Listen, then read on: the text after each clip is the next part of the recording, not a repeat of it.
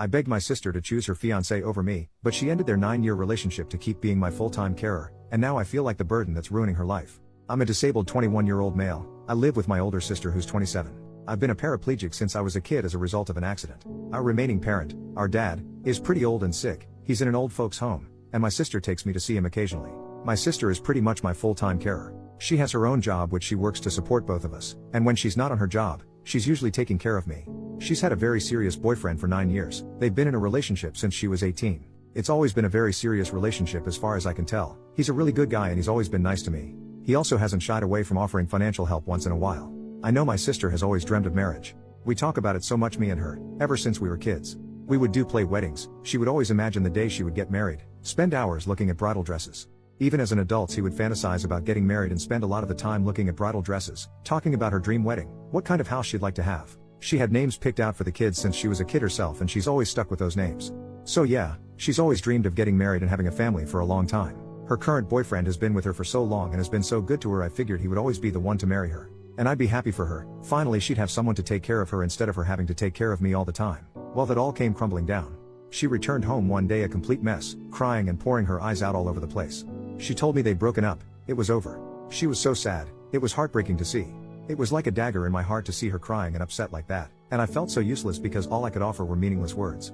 She wouldn't tell me why. I figured she just didn't want to talk about it. After a few days, she still didn't want to talk about. She was still incredibly upset, crying a lot. I told her I'm her brother. I may be physically disabled, but my heart and mind still work perfectly. She can talk to me about anything. Very reluctantly and with pushing, she opened up about it. She told me her boyfriend had proposed to her. I told her that's excellent. Why did they break up? She had always wanted to get married and had been waiting years for this. She told me they had talked about it, and her boyfriend wanted her to move in with him. They would find a separate carer to look after me. They would still see me occasionally, but I would not visit them and my sister would no longer be my carer at all.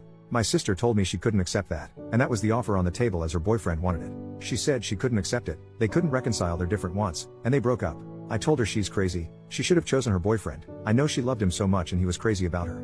She should have gone and gotten married. She can stay tied to me forever. She should live her own life and have her own family. She was still crying heavily, and she told me she realized that she would never be able to have that. All that stuff she wanted as a kid, to be a bride, have a wedding, have a family, none of it would ever happen. She would be taking care of me forever. I insisted to her, telling her she didn't need to take care of me forever. She should live her own life. She said no, that's what she wants. That's the way it has to be. She would have it no other way. When I kept insisting, she said no, that's it, she's in charge. She makes her own life decisions and I should stop telling her how to live her life. She got angry at me and I quickly apologized. She said it's okay, but I could tell she was really upset and in a bad mood. Why is she doing this to herself? I don't understand. Doesn't she see that I don't want her to sacrifice herself like this? Why did she just give up her boyfriend of 9 years like that? She loved him so much and he loved her, so why did she just push him away like that? Why is she hurting herself like that? I don't want her to be hurting herself just for my sake. I never asked her to make this sacrifice of herself. I told her I wouldn't mind getting another carer for me. She said no, it's her. It has to be her. It's her job. It's her duty to me and to our family. She has to take care of me always. She wouldn't have it any other way no matter how much I tried to reason. I hate myself so much right now. I've never hated being disabled more than right now in my life.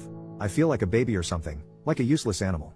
I feel like a ball and chain, like a burden tying her down to the ground and preventing her from living her own life. All I want her to do is to be happy and live her life and be happy and beautiful on her wedding day like she's always wanted, not stuck forever taking care of her disabled brother. I wish I could just die to free her of her burden. I'd be lying if I said I hadn't seriously considered just taking my life so she could finally be free and pursue her own life. I'm not just saying that either. I'm serious. I know she'd mourn me for a while, even a few years, but after that she'd move on and get married and live her life like she's always wanted. It might be the only way she ever knows true happiness. I tried to convince her, but she seems determined to bog herself down like this. I don't understand. She's not being reasonable. She's not looking out for what's best for herself. Why is she doing this? How can I get her to focus on herself and her own life? Please guys, help me out. How can I talk some sense into her? How can I convince her to put her needs ahead of my own and to go focus on her life mainly so she can live the life she's always wanted instead of being chained down to me? How can I convince her of this? Please help. I feel so desperate and sad for her. Update, 2 days later. Okay, so this is an update to the post I made 2 nights ago. I just want to first of all say thank you so much to all those of you who posted extremely kind and heartwarming comments. That was amazing of you. Thank you so much. I'm also feeling much better now. I understand things much clearer and talked it over with my sister. It seems I was confused and in the heat of the moment there was a lot of misunderstanding. I have talked it all over with my sister, and we are both feeling much better and brighter now, and we agree things may have turned out for the best. I now realize, after my sister explained it to me, that he was not right for her, even though they had been together so long. I guess the length of their relationship had left me with a false impression. Firstly, as my sister explained it, it seems he didn't say I couldn't visit at all, as I had thought she meant. but that I just couldn't visit whenever I wanted to. They'd set times and schedules for when I could visit to ensure I wasn't over all the time interrupting and interfering with their lives. However, it seems my sister didn't like this at all. She said she realized her boyfriend had a problem with me, and wanted to place some distance between her and me, and she wasn't okay with that at all. I told her I thought she loved him. She said she thought she did too, but she knows her priorities in life, and she is old enough and mature enough to be able to decide what she wants from life and what her priorities are. I told her I thought she'd always wanted to get married and have children and a family ever since she was young. She explained to me, she still does to a certain extent, but only if the conditions are right. She said that she was a different person when she was younger. Now that she's older, her ideals and priorities have changed. She said that if she does get married, it's basically like what one commenter described as a package deal. I'd have to be included in the family too, and I'd have to live them and be part of their family full time. She said if any potential husband couldn't accept that, then he could get stuffed, and she didn't want him. That's basically what she thinks of her now ex-boyfriend, and she said she feels much more positive about her future now that he's gone.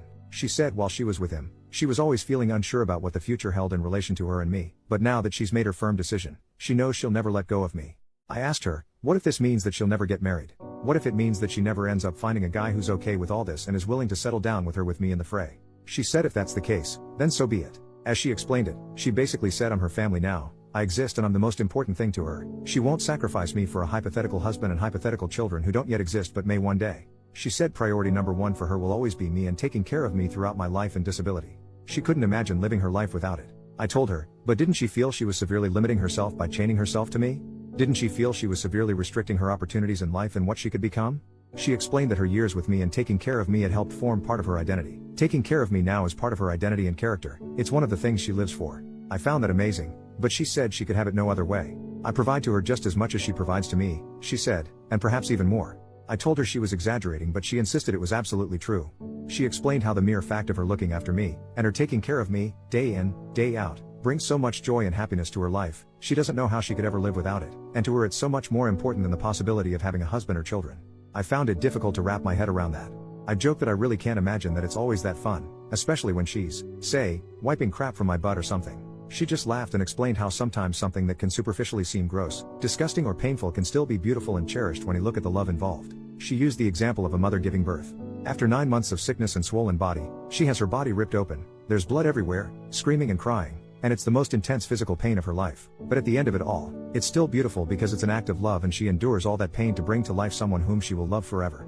So yes, even acts like wiping crap from my butt, as gross and disgusting as it may seem to some, is in of itself an act of love and an example of how much she, as a sister, cherishes me as her brother, and the lengths she will go to as a result of that relationship. And that, I think, is beautiful and true love. So now I have a completely new outlook on her and our life. It's much more positive and I no longer see myself as a burden or a chain. She helped me realize my own self-worth and value. I'm not just some disabled guy in a wheelchair that needs help. I'm a brother and I provide love, friendship and value to this amazing, beautiful, kind-hearted woman I am so proud to call my sister. I no longer have any thoughts about ending my life at all, because I realize how much I am worth to her and how much I mean to her, and how much it would hurt her if I do that, and I could never bear to do that. So I just thought I'd share that update with you all. After all those incredibly warm and supportive comments you gave me were so uplifting. I can honestly say, even though I may be physically disabled, I consider myself to have this amazing gift because I'm blessed with love, and this love is the most amazing thing in the world. I can't imagine living without it. Thank you all so very, very much.